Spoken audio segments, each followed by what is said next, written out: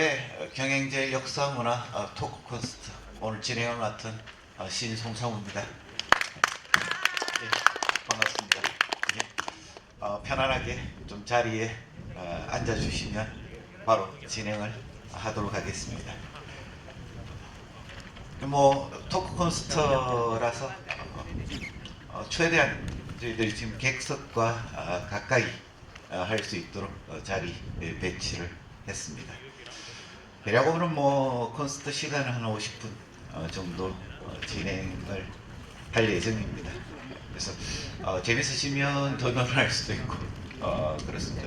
여러분 점심시간 전에 마무리를 하도록 하겠습니다. 오늘 우리 그 이야기 손님으로 지금 세 분이 와 계신데 제가 아주 간략하게 세 분 소개해드리고 또 세 분 말씀을 간단하게 먼저 좀 듣고 그리고 그 토크 콘서트를 이어가도록 하겠습니다. 제가 안전 순서로 그냥 소개를 해드려도 괜찮겠습니까? 예. 제 옆에 계신 분인데 우리 경남대학교 자유전공학부 송성한 교수님입니다. 네, 반갑습니다. 송성한입니다. 오늘 그 4.3 삼진의 그 전개 양상과 역사적 의미를 중심으로 좀 말씀을 나눠주실 겁니다.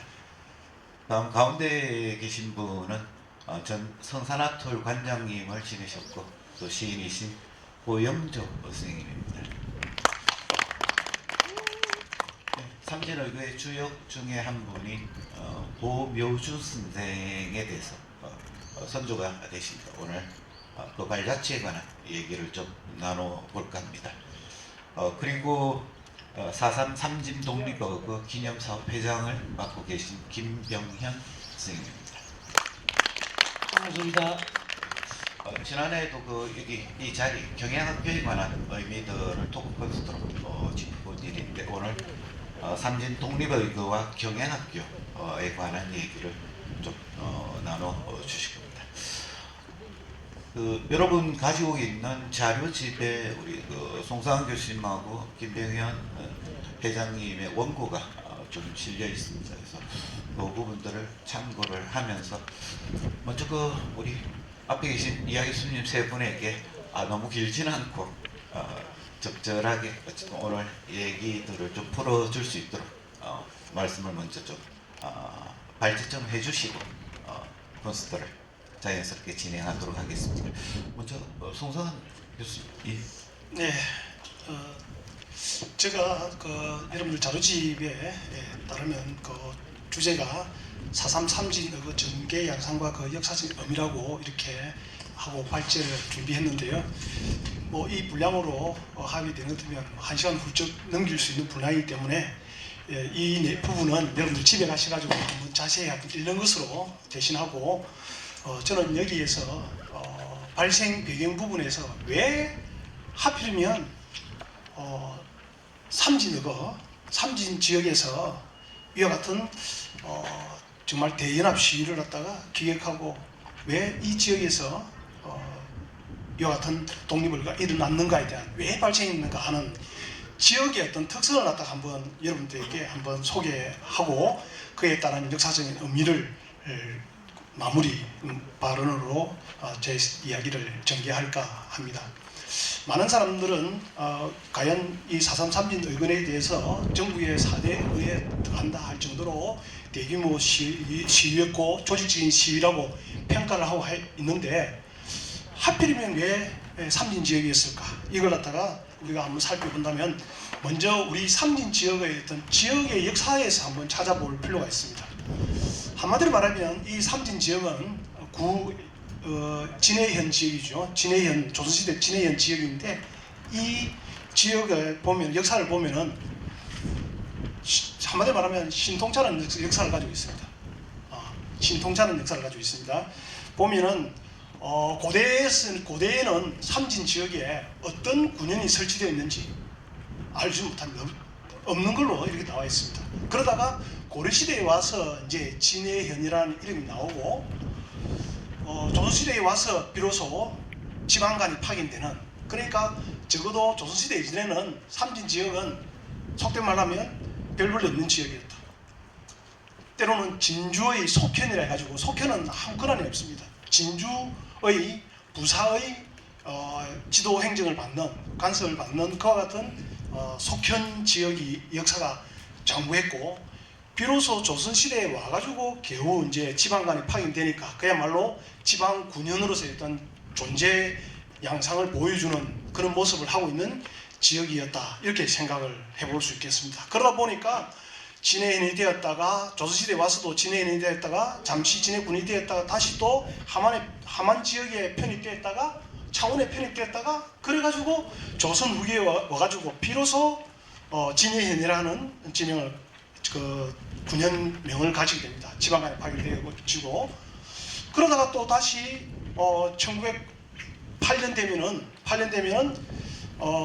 진해 군으로 또 개칭이 되죠. 진해 군이 개칭되다가 다시 또 어떻게 됩니까? 다시 나중에는 일제가 강점하면서 창원군에 속해 있다가 마산부로 되어지고, 그러다 이후에 또 보면 강복 이후에는 또 창원군에 속해 있다가 그죠? 또 나중에는 통합 마산시에 되고, 이렇게 보면은 이 진해 지역은 한마디로 말하면 전근대사에서 볼 때에 그야말로 별 볼일 없는 지역이었다, 이렇게 우리가 한번 속된 말로 이렇게 표현할 수 있겠습니다. 그러던 지역이, 그러다가 보면은 이와 같은 이 지역에서 사삼 삼진의 어거가 일어나게 된 변경은, 결국 우리가 이야기할 수 있는 것은 역사적으로 보면 이 진해 지역은, 삼진 지역은 부침이 많은 지역이었다. 그야말로 삼진 지역은 약체 지역이었다, 이렇게 우리가 정리할 수 있겠습니다. 그 대표적인 그 사료를 갖다 우리가 한번 살펴보면 1789년도에 전국에 걸쳐서 호구 조사를 하게 되는데, 여기 보면 우리 진해현의 호구가 2039호, 인구로 치면 7172명으로 조사가 되고 있습니다. 이것은 오늘날 경상남도와 경상북도, 그 다음에 경상도죠. 경상도, 자도와 우도를 다 합했을 때에 140여 개 되는 그런 그 군현 가운데서 보면 뒤에서 5번째입니다. 요즘으로 말하면 시세가 뒤에서 5번째에 있다, 이렇게 된다는 겁니다.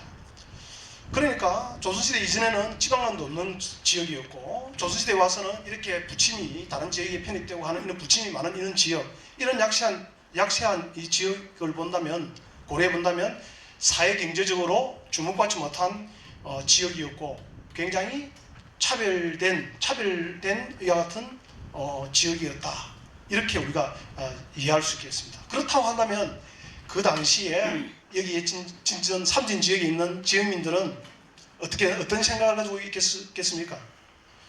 자위자강을 갖다가 하지 않으면 살아남을 수 없는 그런 지역이라는 인식을 가질 수밖에 없지 않겠나 하는 그런 생각이 듭니다. 그래서 강인한 삼진 지역민들은 살아남기 위한 하나의 강인한 그와 같은 모습을 갖다가 지닐 수밖에 없었던 지역적인 특색이 있지 않겠나 하는 생각이 듭니다. 그것도 대표적인 예로서 이와 같은 자유장강을 갖다가 보여주는 한 또 사례를 갖다가 여러분들에게 소개해주면, 조선 후기 때에 경상도 읍지에 있는 진해현조라든지 진해현지에 보면은 조선시대 때 진해현감으로, 중앙에서 파견된 지역 현감으로 194명이 파견됩니다. 파악된 인원 명단이, 진해현감 명단이 194명인데, 여기에 보면은 대체적으로 재임 기간이 최장은 5년에서 6년. 그런데 보통 현감 같은 경우는, 감사 같은 경우는, 요즘으로 치면 도지사 같은 경우는 한 5년에서 6년이지만서도 보통 군수라든지 현감 같은 경우는 대체적으로는 한 2년 정도입니다. 2년 정도인데, 우리 진해 현감으로 오신 분들이 대체로 한 1, 2년 정도 근무한 걸로 이렇게 나와 있습니다. 그런데 문제는 이제 사임 이유입니다. 여기 오신 194명의 이와 같은 현감 가운데, 지방감 가운데 사임 이유를 보게 되면 정기 인사로 한 59명, 한 30% 정도 되고요. 승진 또는 전출 이런 부분이 한 22명 정도 되고, 한 11% 되고, 파직이 68명으로서 35% 됩니다. 그다음 기타 뭐 부모상이라든지 사망 이유로 해가지고 한 9% 정도 12명이 이게 이렇게 해가 사임이 되는데, 이것은 우리 그 은사님이신 우리 유장 교수님께서 한번 주목해가지고 한번 조사해란 게 있어서 제가 수월하게 이와 같은 부분을 따라 좀 파악할 수 있었던 부분입니다. 그런데 문제는 진해 현감의 파직률이 35%다. 굉장히 비율이 높네 이렇게 생각이 들죠. 요즘 창원시장이 뭐 재임 1년 안 돼서 중간에서 뭐 파면되고 탄핵되고 뭐 이렇게 되는 것 같으면 그거는 사고사주죠. 그런데 그 당시 진해 현감의 파직률이 35%는 다른 지역에 비하면 낮게 된다. 30%도 낮다는 겁니다.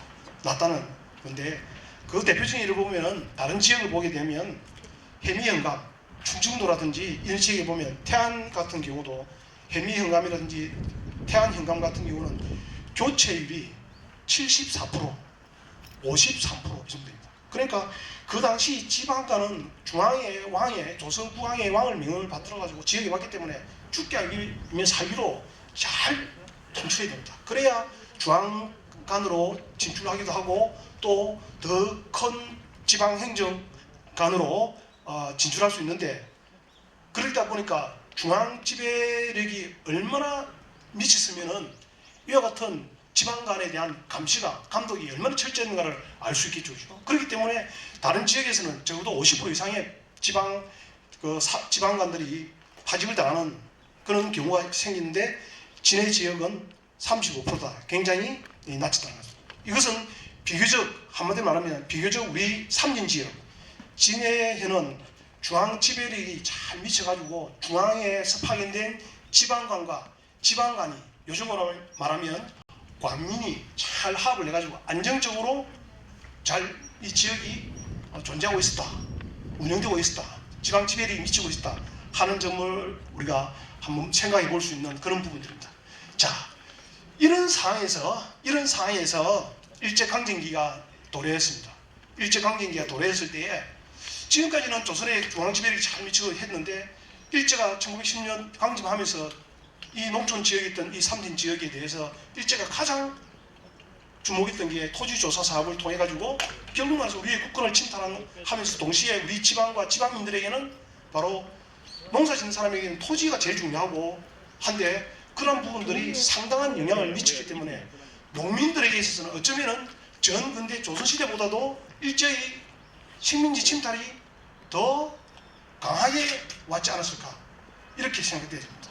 그러니까 전혀 지금까지 조선시대까지만 하더라도 역사적인 배경을 보면 관민이 잘 합을 해서 잘 지방이 잘 유지되어 왔는데, 일제의 식민지 통치가 정치, 경제, 사회문화 모든 것에 미치니까 거센 저항이 일어날 수밖에 없었고, 거기에 더해가지고 오늘 우리 경행학교에 지금 학교 이 정원뜰에서 경행지에서 이렇게 우리 토크 콘서트를 하고 있는데, 이 경행학교라고 하는 근대 학교가 세워지면서 여기에서 지역 인재들이 양성되어졌고, 이와 같은 지역민들이 지역 그야말로 지도자로서 독립에 앞장설 수 있는 지도자를 배출함으로 인해 가지고 4.3 참진 의거가 아주 조직적으로, 계획적으로, 조직적으로 끝까지 또 치러낼 수 있었던 그 동인이 바로 우리 삼진 지역이 가지고 있는 지역적인 특성이 아닌가 하는 걸로 제가 지역의 이 삼진 의거가 일어난 배경에 대해서 여러분들께 간단하게 설명을 드렸고요. 간단하게 역사적인 그 의미만 제가 한마디 하고 마이크를 넘기도록 하겠습니다. 제가 역사적 의미에 대해서도 자세히 해놨기 때문에 여러분들에게 거기에 대한 구체적인 설명을 안 하겠고요. 오늘 우리 그 역사문화 토크 콘서트 독립의거의 주역을 기억하다 이렇게 우리가 주제를 가지고 토크 콘서트를 하는데, 과연 그 당시 1919년 4월 3일 날 삼진 독립의거, 그때 우리는 지금은 그때부터 시작해가지고 지금까지 우리는 독립의거라고 하였습니다. 독립의거라고 하였습니다. 지금 그때 우리가 독립의거를 일으켰던 우리의 선조들은 조선 사람이었습니다.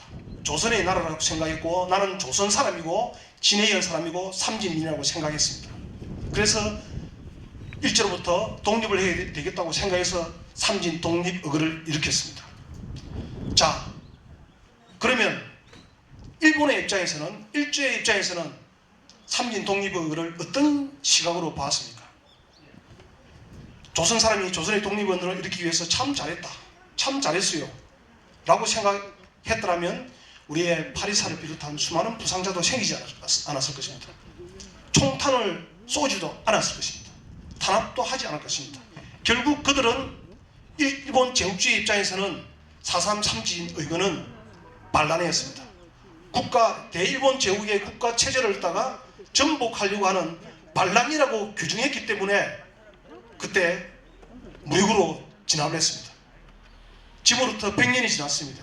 120년이 지났습니다. 오늘날 우리는 어떻게 기억하고 있습니까? 여기에 아마 참석하신 분들은 지금 여전히 삼진 독립의라고 생각하기 때문에 여기에 참석하셨겠죠. 그러나 그렇지 않다면 일본인의 입장에서, 일본인들의 역사관에서, 일본 제국주의의 역사관에서 우리가 평가하자면 이것은 삼진 반란이라고 규정할 수밖에 없습니다. 우리 대한민국 21세기를 살아가는 우리들은 오늘 이 자리를 비롯해서 4.3 삼진 의거를 우리가 이와 같은 기념 사업을 하면서 이와 같은 역사적인 인식을 공고히 하지 않으면 4.3 삼진 독립의거 이 정신은 개성하지 않으면 저희는 우리 지역도 미래 없고 우리 한국 사회도 미래가 없다라는 말씀으로 제 발제를 마치도록 하겠습니다. 대단히 감사합니다. 예, 우리 송상 교수님께서 평소에 민족주의적 관점에서 풍기하는 게 상당히 많으셨습니다. 대신 오늘은 토크 콘서트여서 우리가 조금 더 편안하게 좀 얘기를 나눠볼 필요가 있을 것 같아요.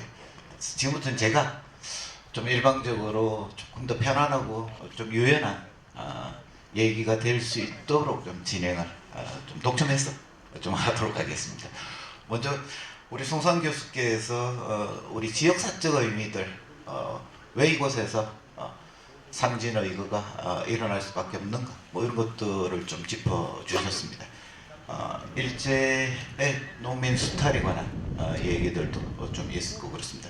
특히 경영학교의 근대교육의 말하자면 과정이 이 4.3 삼진의거에 미친 그 발생 배경에서 영향에 관해서도 언급을 해주셨는데 이 부분은 우리 김병현 선생님께서 보니까 그 원고의 경영학교 얘기를 좀 써놓으셨더라고요. 한번 보충을 좀 해보시겠습니까? 경영학교는 사실은 우리가 1919년 3월 1일 탑골공원에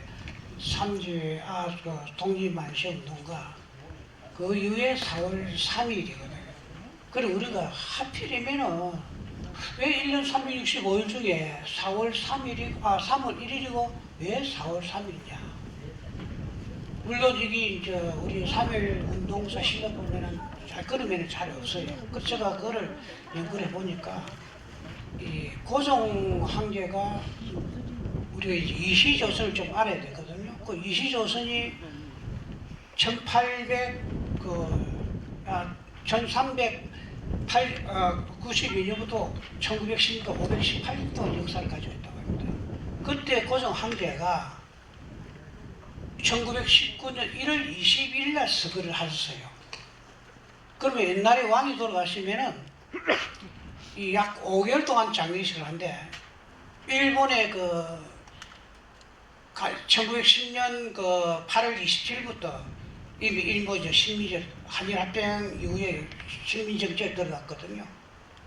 그러니까 이제 이 어떤 국민 밀란이 일어날까 싶어서 사식을 해라 해서 3월 3일이 고종황제 장례식인데 장례식 때는 우리 국민들이 그런 이 모임을 가졌었으니까 장례식 이틀 전에 3월 1일 했고 그 다음에 왜 해필이면 4월 3일이 하면은 이거의 문헌을 보면은 고려 때 답청이라는 그 명절이 있었는데 이 답청 때는 고려 때는 그 농민들이 들판에 나가 꽃들 그 즐기고 그다음에 불을 밝고 봄을 즐기는 그런 행사였어요. 근데 이게 조선시대는 4월 3일 음력 3월 삼진날이거든요. 여러분들 그 3월 삼진날 잘 아시잖아요, 그죠? 기성제대는. 그래 이때는 우리 조선에서는 무엇을 했냐면은 농어민들이 소풍 가는 날이었어요.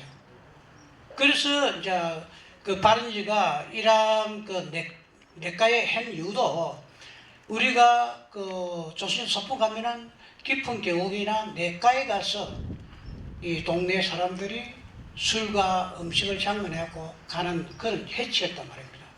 그래서 왜 그런 이 4월 3일 했냐면은 그때 1919년 마산 인구가 15,850명이었습니다. 근데 일본 애들이 약 4,500명 주둔을 했거든요.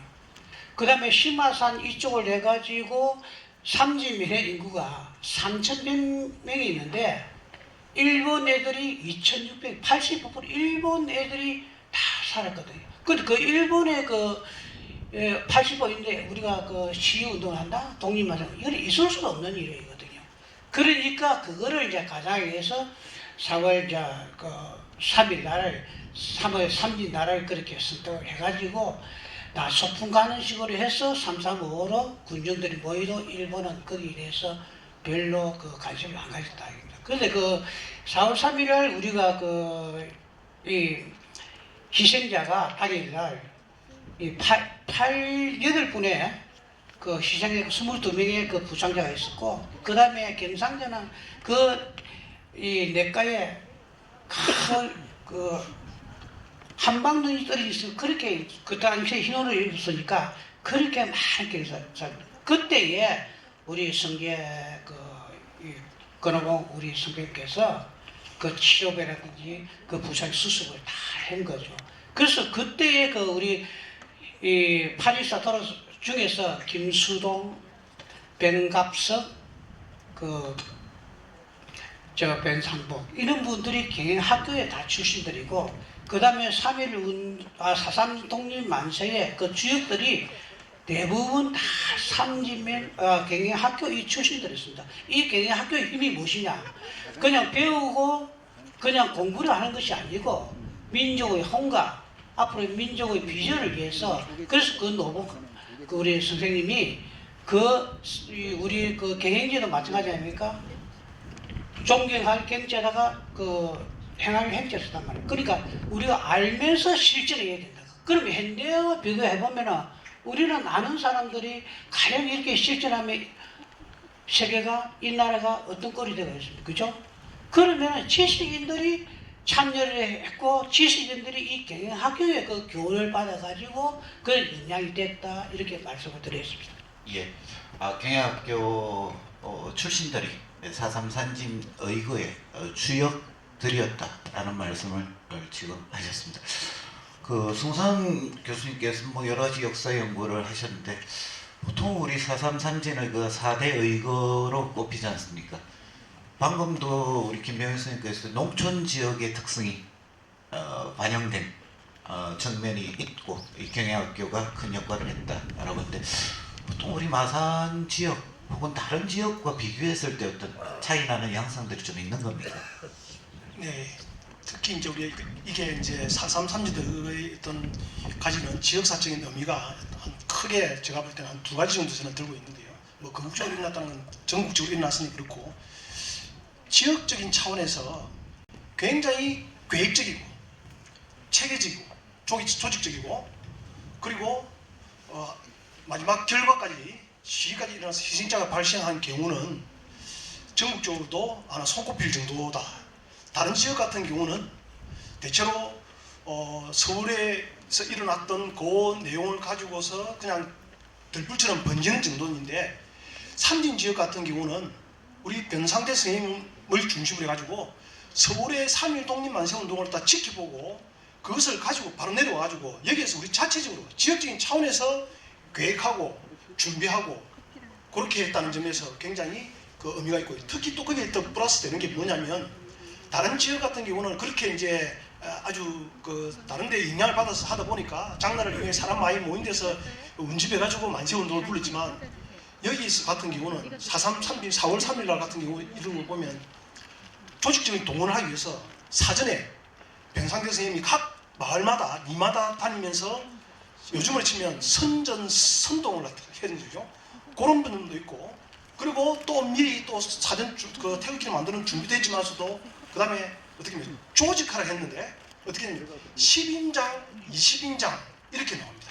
10인장, 20인장 해가지고 마을마다 깃발을 대형 깃발을 만들고 10인장, 20인장 이런 분들을 표시하겠다 했던 것 같은 경우는 그거는 얼마나 조직적으로 이루어졌는지 그사가 이루어졌는지 이걸 갖다 볼 수 있다는 측면에서 다른 타이 지역 특히 우리 마산만에도 4차례 일어났고 그 다음에 진해 지역, 웅천 지역 같은 경우도 4차례 걸쳐서 일어났지만서도 그 어느 곳 하나라도 한 곳이라도 10인장, 20인장 같은 조직화된 그와 같은 차원에서 동원된 경우가 없었거든요. 그런 측면에서 보면은 정말 4.3 참진의거는 지역사적으로 볼 때는 적어도 4.3 참진의거는 지역사회에서 일어난 그 가운데서는 그야말로 참 높이 평가할 만한 그런 의거였다 이렇게 평가할 수 있겠습니다. 예, 이게 그냥이 아니고 조직 차원에서 저항을 했다라고 하는 것은 역사적으로도 굉장히 큰 의미를 가지고 있는 것 같습니다. 사장님, 예. 제가 4대 사건에 대해서 조금 아, 분석을 그렇게요. 예.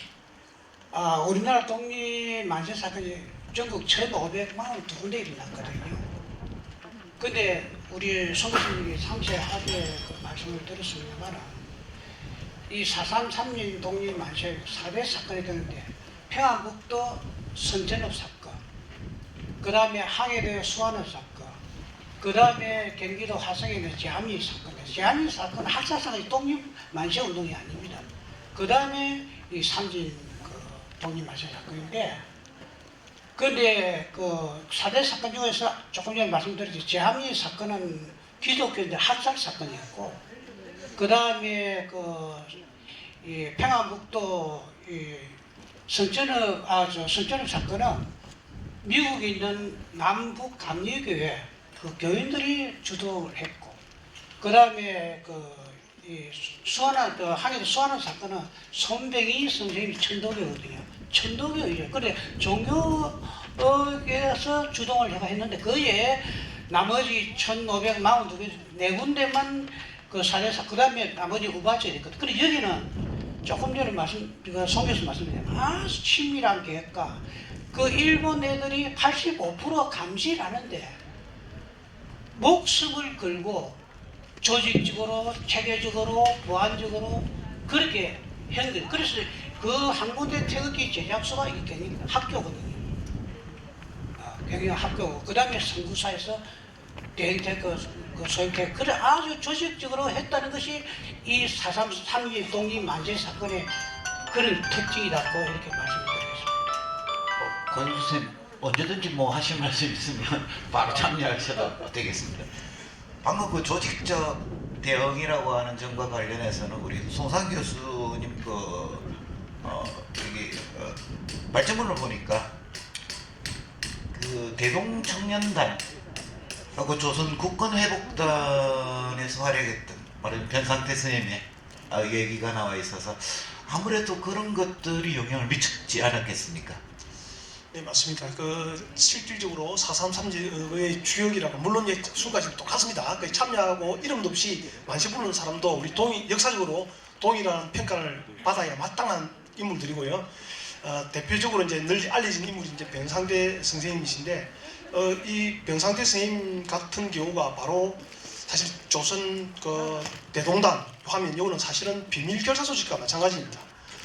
보통 한일 독립운동을 민주운동을 펼쳤던 분들은 보통 단체가 두서너 개 겹칩니다. 그 다음에 그 단체 자체가 결사 조직이기 때문에 아주 비밀리에 이루어지는 조직이다 보니까 확연하게 드러나지는 않지만서도 그러나 변상태 선생님은 분명하게 드러나는 부분이기 때문에 그래서 보면은 그 두 단체에서 추진하는 독립운동 하는 데 있어서 변상태 선생님이 이 삼진 지역을 거점으로 해가지고 이 인근의 함안, 고성 이름까지 하고 그 다음에 보면은 마산부에서 또 활동했던 또 인물들하고도 적극적으로 교류하면서 했던 인물로서 평가받을 수 있는 분이고 그런 점에서는 사실은 대동청년단하고 국군회복단 이런 같은 경우는 아직 연구자들이 연구를 하고 있습니다만 원체 이 비밀리에 했다 보니까 그 기록 자체가 사실은 거의 남아있지 않는 상태인데 지금 4.3 3진의 결과를 보게 되면 변상태 선생님의 그 역할들은 아주 그 사실은 그 브레인 역할까지 했었지 않았나 이렇게 추정하고 있습니다. 바로 완전 그 회의 끝나면 변산 선생님이 바로 즉각 실행에 이 지역에서 펼치거든요. 그걸 보면 상당히 영향력이 있는 그런 그 애국지사였다 이렇게 볼 수 있겠습니다. 이게 그 삼진의 그 이후의 일들과도 좀 연관이 될 수도 있겠다 이런 생각이 드는 게 이 대동청년단 같은 게 비밀결사 조직인데 또 핵심적으로 참여했던 분 중에는 안희재 선생이 또 계시기도 하죠. 여기 그 성재 권오봉 선생은 또 안희재 선생이 경영했던 백산상의 주주로 참여하면서 성재일기 속에 보면 대구에 가서 안희재 선생을 만나고 안희재 선생이 또 창원으로 내려와서 만나고 하는 과정들이 있거든요. 4.3 삼진 의거 전에 말하면 변상태 선생을 중심으로 하는 어떤 조직 활동, 다음에 경영학교를 통한 교육 활동, 그리고 그 이후에 진전 교육회 같은 것들이 만들어지면서 생기는 또 이교재 선생을 중심으로 하는 또 항일 저항운동들, 그리고 성재 권오봉 선생이 가졌던 민족주의적 태도 같은 게 다 좀 연관관계 속에 있는 게 아닐까 뭐 그런 생각이 좀 듭니다. 좀 이따 우리가 뭐 주역들에 관해서 좀 짚어갈 때 이 얘기들에 대해서도 좀 보충을 해갔으면 좋겠다 싶습니다. 그 김명현 선생님 그 4.3 삼진의 이거를 우리는 흔히 뭐 4.3이라고 할 때 4월 3일 날 처음 발생했다 이렇게 이해를 하고 있는데 사실 그건 아니죠. 예, 그래서 변상태 애국지사가 2월 하순에 조금 전에 송 교수님 봐서 국군 회복도 대동정리하시려고 하죠. 그때 이제 혼자 올라간 게 아니고 이시영 애국지사와 김관재 애국지사를 대동합니다. 그래서 탁골공원에 그 만세 운동을 하고 독립선을 가서 품고 이 그 시영은 만주 연락책으로 만주를 떠나고 김관재 애국지사는 동부 경남 맡고 그다음 서부 경남을 변상태 애국지사 맡아가지고 내려오자마자 조직을 하고 그렇게 이제 치료를 했죠. 그래서 이제 3월 28일 날 바로 그 내려오자마자 그 변상태 그 애국지사 11명이 모입니다. 그 하만에 조태식 이석, 김수롱, 그 다음에 창원에 삼지면에 건영대, 건영도, 건태용, 그 다음에 병상현, 병상석, 그 다음에 그 이계로, 그 다음에 그 고성에 함태희 이렇게 모여가지고 바로 그 자리에서 변상태 그 애국지사가 서울의 전말과 이제는 우리가 독립할 사명적 그 때가 됐다. 다 우리가 목숨을 같이 바치 각오로 이렇게 이야기를 하는데 전부터 10명이 찬성을 합니다. 명령을 합니다. 그러고 나서 바로 헤어지고 그 다음에 그러면 언제 해야 되겠나 하고 고성이 고현의 장례 3월 28일이거든요. 이때 이 건태용, 건영조, 건영대, 상현, 병상혁, 그 다음에 백성환이 이 6명이 또 의논을 해가지고 바로 3월 28일 날 고현장면에 독립을 하고 4일 후에 그렇게 4월 3일 독립 만세운동을 했습니다. 이게 1차로 끝나지 않고 일회성이 아니라 2차 의거까지 이어졌다는 거죠. 더 많은 군중들이 교합해가면서 또 특별한 의미가 있을 것 같습니다.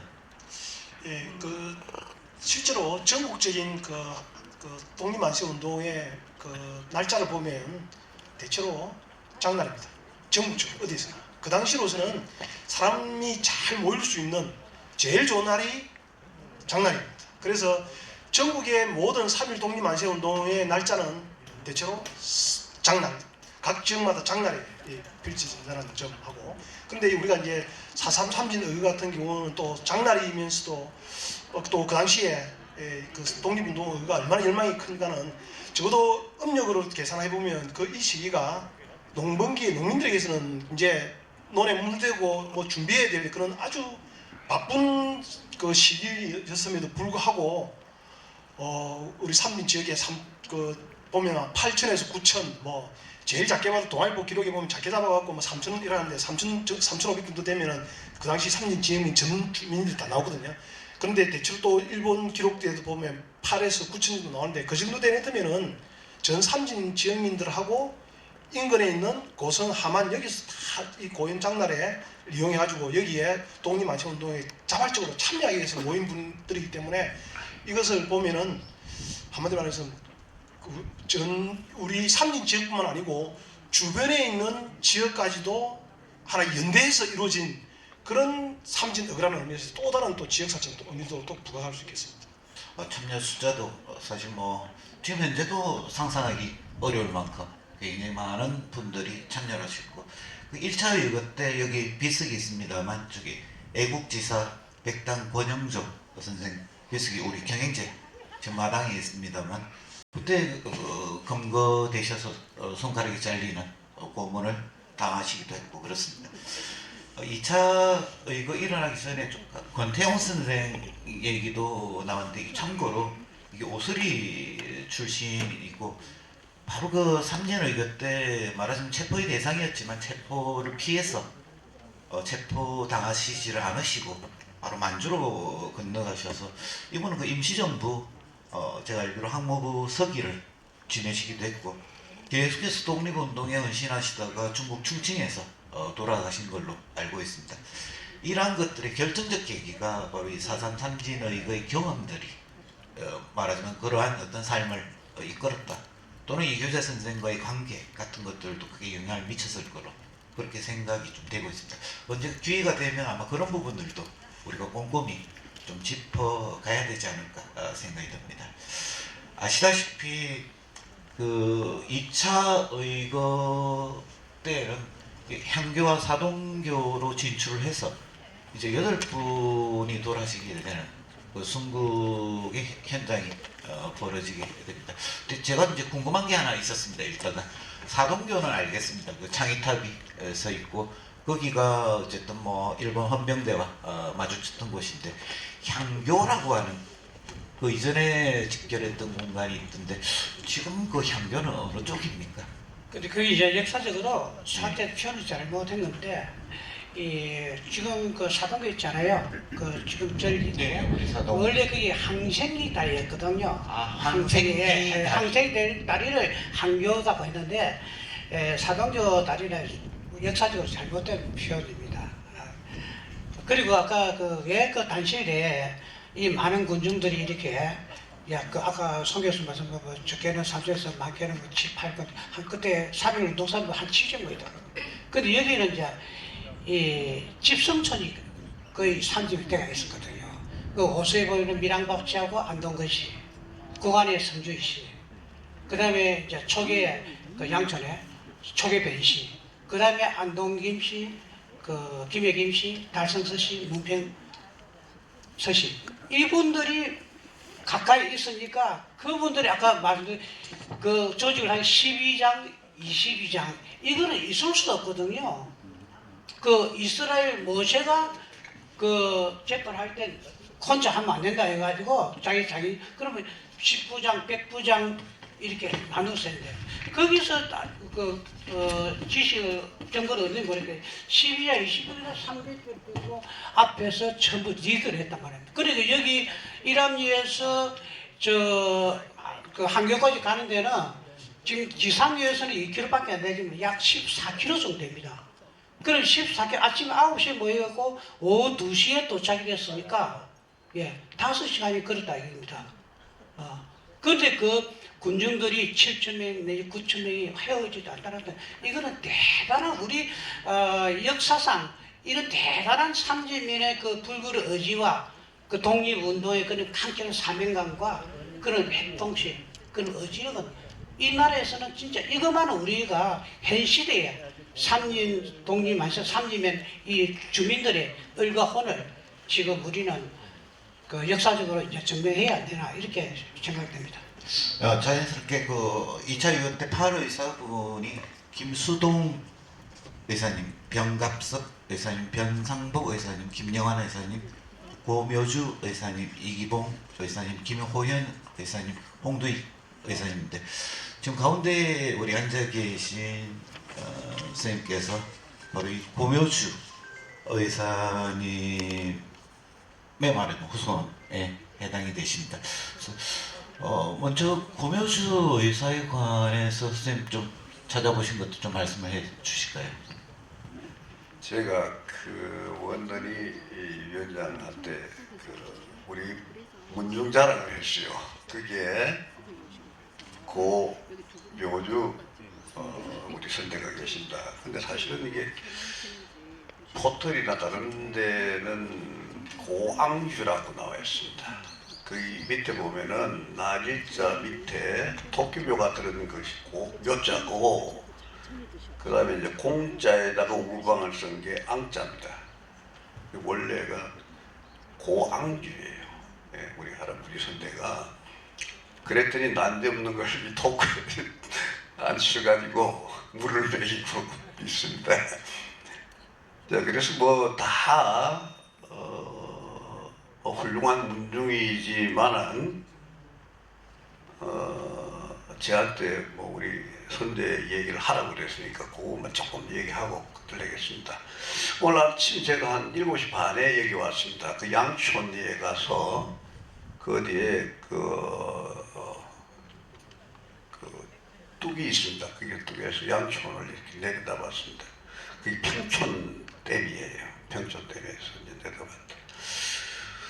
저기에 우리 선대를 비롯한 여기 삼진의 분들이 저기서 만세를 했다. 과연 내가 무슨 소리를 들을 수 있겠는가, 그런 생각을 했습니다.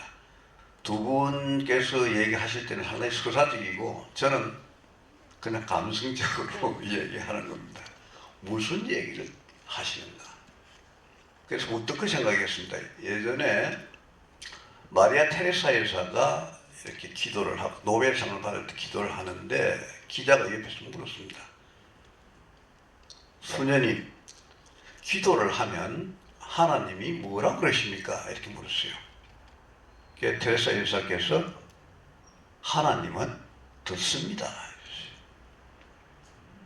그러면 그 수녀님은 뭐라고 답변하십니까? 저도 듣습니다. 이렇게 말했어요. 그래서 그 양촌 벌을 쳐다보면서 우리 할아버지가 저한테 하실 얘기가 뭔가, 이걸 생각했습니다. 그래서 이제 여러분들은 서사적으로 얘기를 쭉 하시는데 저는 삼진만세 운동은 하나의 들불이라고 생각합니다. 아무 두려움이 없는, 무엇도 무서워하지 않는, 그래서 들불처럼 일어나는 들불입니다. 그런 생각을 했습니다.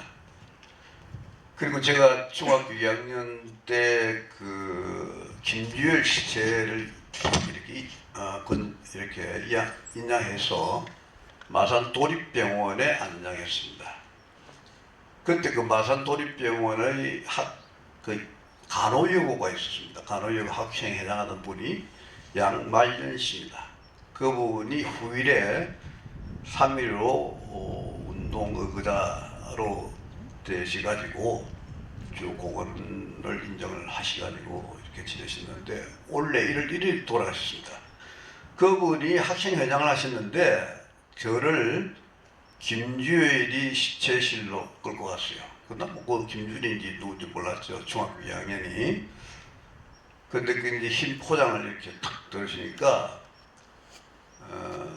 이렇게 다 깔아먹고 체류탄에 박혀 있는 것을 봤어요. 그래서 제가 그때 그랬어요.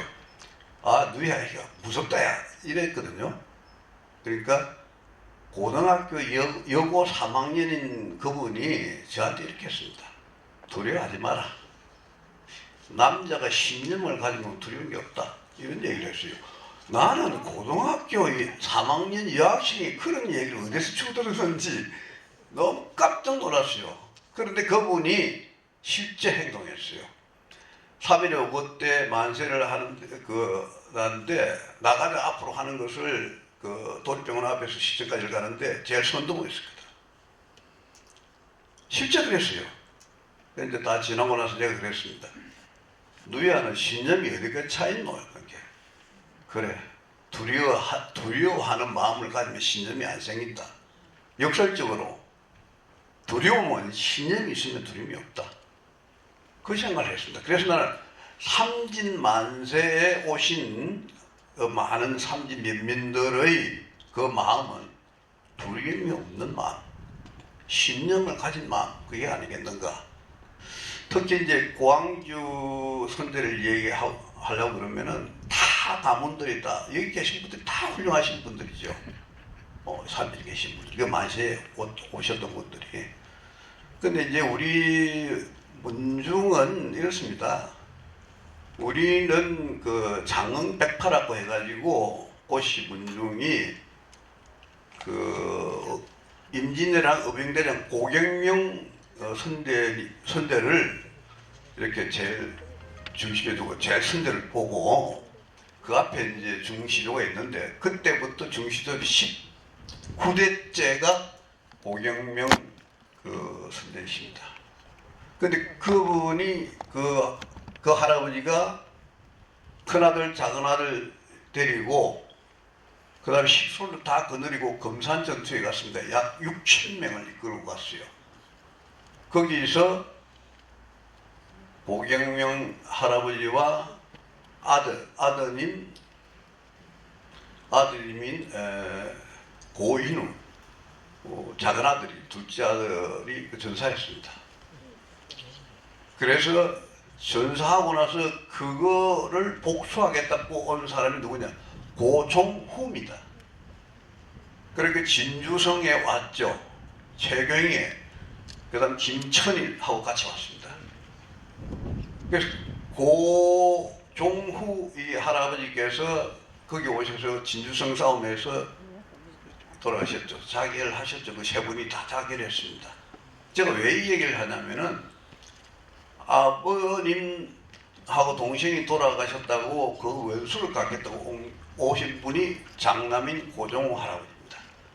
지금 이반성에 그 묘가 있습니다.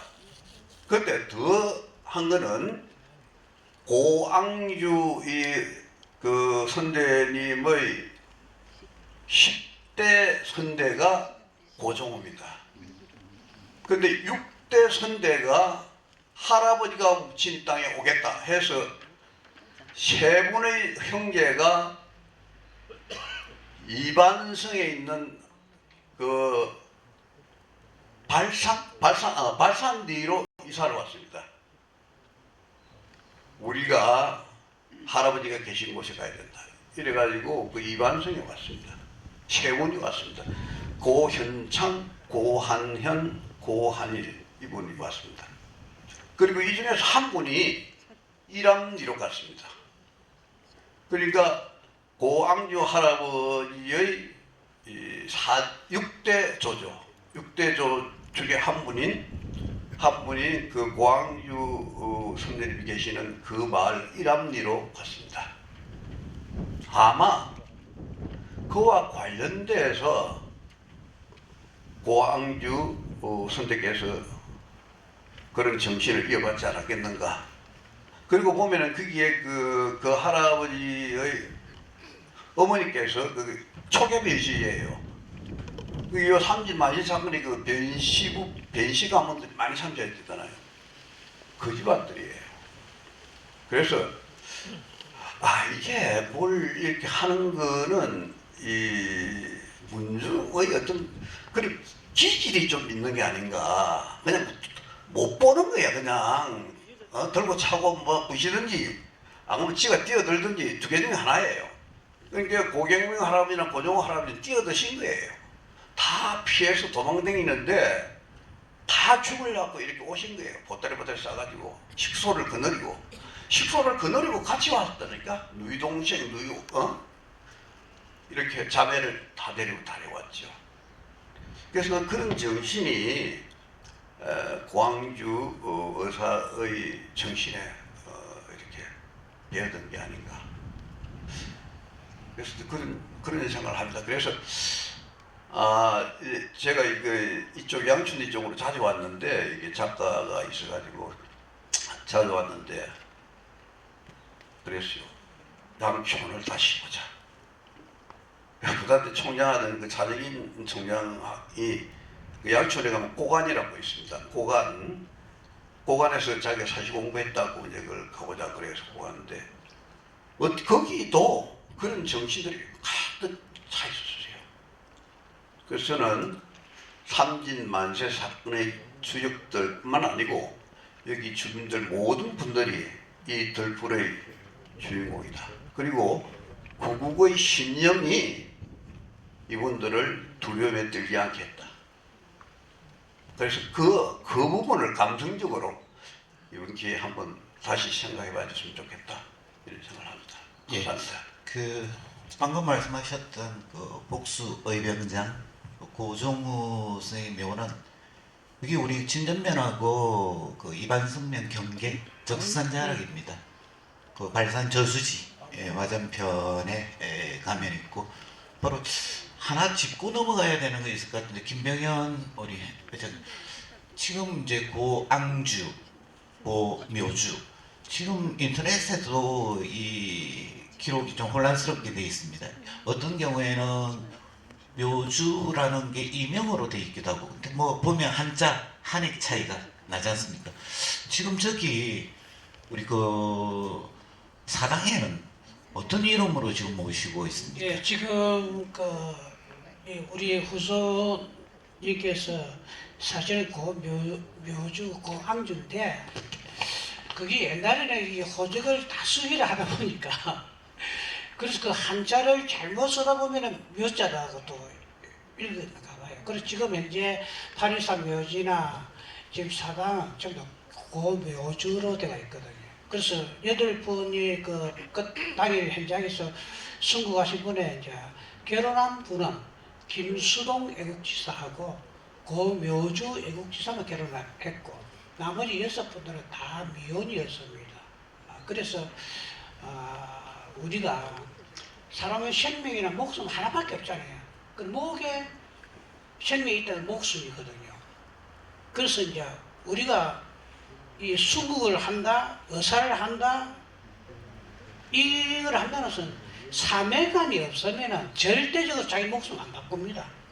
그리고 우리가 흔히 수명은 연수에 있지만은 사실은 수명에 연수 있는 게 아니라 사명감이 있는 겁니다. 그러니까 고무여주 우리 애국지사나 저는 발사는 그 사명감이 독립을 해야 되겠다 이것밖에 없는 거죠. 이것 때문에 살아있는 존재고 이것 때문에 내가 목숨을 바치 되고 그래서 이 건호봉 스님도 전 재산을 안희재 백산 그 스님 만나고 전 재산을 헌납을 했다 그 당시에.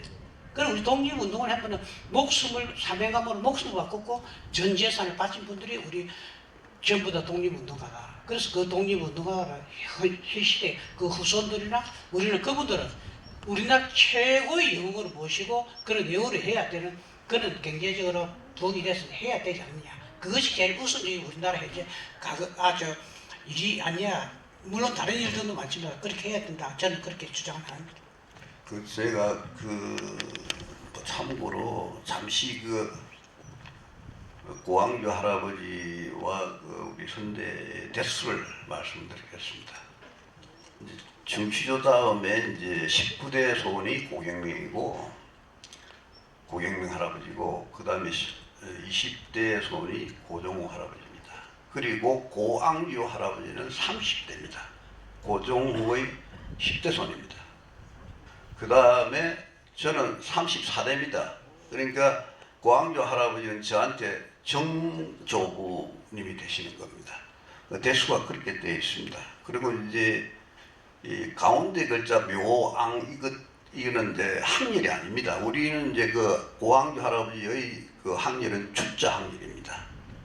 그다음 그 할아버지의 이제 우리 고조부 되시는 분들은 강등을 제자가 학렬이고 제7 고제7 그러고 변시 이래가지고 이제 고항교 할아버지가 났고 그렇게 되어 있습니다. 저는 이제 영자고 영자 위에는 석자고 그 위에는 이술제자고 그 위에는 기둥주자입니다. 이제 그렇게 대수가 되어 있고 근데 크게 그게 변화하지는 않는데 앙자나 묘자는 제가 그 족부를 이번 묘살진한테 한번 찾아보겠다고 했습니다. 이 부분이 이제 오늘 지금 시간이 거의 다 됐습니다만 굉장히 중요한 문제라고 생각이 듭니다. 저도 뭐 오늘 토론회에서 사실 좀 찾아봤는데 이게 혼란스러워요. 왜냐하면 독립운동가 임명사전에는 그 앙주로 돼 있습니다. 또 지역사당에는 그 묘주라고 돼 있고 이게 이제 서운을 받은 근데 그 서운 자료들을 다 검토를 해야 되는 측면이 있어서 우선은 우리가 이 독립지사분들을 모시는 어떤 자리에서 그 이름은 우선 정확하게 좀 단일화해 놓고 얘기를 해야 될 게 아닌가 이런 게 지금 우리 지역에 좀 당면한 문제겠다 싶고 이게 아마 우리 지역만의 문제는 아닐 거예요. 뭐 일제 강점기의 기록들의 오류가 너무 많아가지고 실제 후손들이 없는 경우에는 정말로 잘못 기록된 경우들도 굉장히 많습니다. 한 가지 더 이제 관심 가져야 될 게 이 제가 앙주 선생으로 일단은 독립운동가 임명사전에 그렇게 돼 있으니까 부르겠습니다. 그분의 둘째 형님이 제가 찾아보니까 고규주로 돼 있는데 바로 이 삼진의 그 다음에 동생이 돌아가시게 되고 바로 독립운동에 헌신을 하시게 됩니다. 하와이에서 결성된 단체 군자금 모집을 위해서 국내에서 활동하시다가 원산에서 체포됐고 둘째 형입니다. 원산에서 체포되어서 실형을 살게 됐고 그리고 나중에 계속해서 그 만주에 망명했고 광복 후에 귀국하면서 대통령 표창으로 서훈을 받게 되거든요. 이분이 그 군자금 모집 활동할 때 권총을 휴대하고 동네부 일원들의 활약한 게 문제 말하는 근거 요인이 됐습니다. 그래서 이교재 선생 다음에 여기 우리 고규주 애국지사까지도 다 우리가 함께 앞으로 계속해서 연구하고 논의해야 될 게 아닌가 이런 생각이 좀 드는 대목입니다. 마지막으로 딱 1분씩만 시간을 드리겠습니다. 그러면 딱 예정된 시간이 될 것 같습니다. 한 말씀 하시고 오늘 좀 마무리를 짓도록 하겠습니다. 송선 교수님부터 한 말씀 해주실까요? 네, 오늘 많은 분들이 참여하셔가지고 이 경영제 이 무대에서 4.3 삼진 독립의결을 딱 한번 생각하는 이 자리가 개최된 것만 하더라도 매우 영광스럽고 보람 있는 일이 아닌가 하는 생각이 듭니다.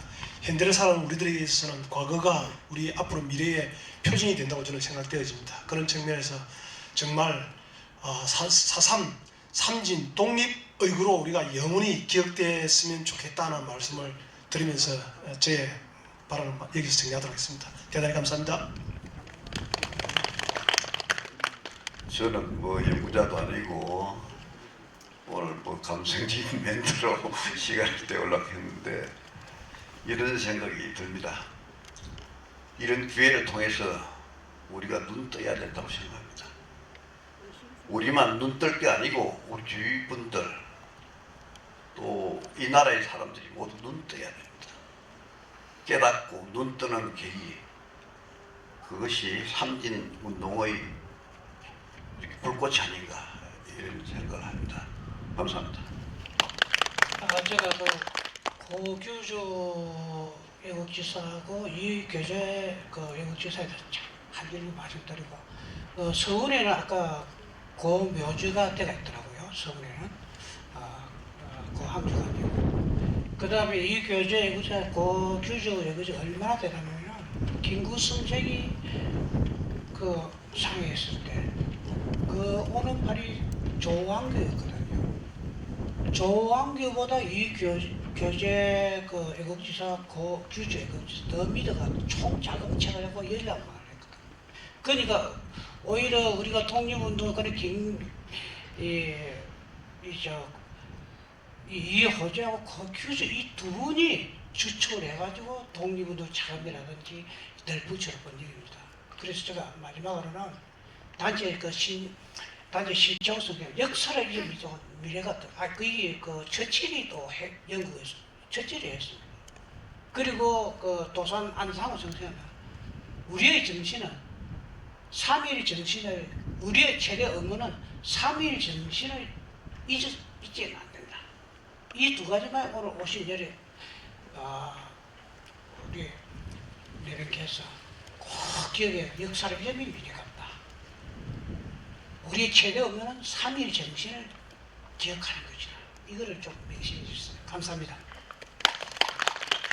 마지막으로 정리하자면 아까 고경명 선생님 얘기를 했습니다만 아버지의 정신이 정말로 그 저항의 정신이 아들의 정신으로 계속해서 대를 이어서 결국 고 앙주 선생까지도 내려온 것이고 마찬가지로 형제의 정신이 또 형제에게로 전해지고 이웃의 정신이 이웃에게로 전해지고 아마 그런 것들이 우리 4.3 삼진의거가 민족사에 빛나는 정말로 독립의거가 될 수 있는 바탕이지 않을까 뭐 이런 생각들을 좀 하면서 마무리를 좀 짓고 싶습니다.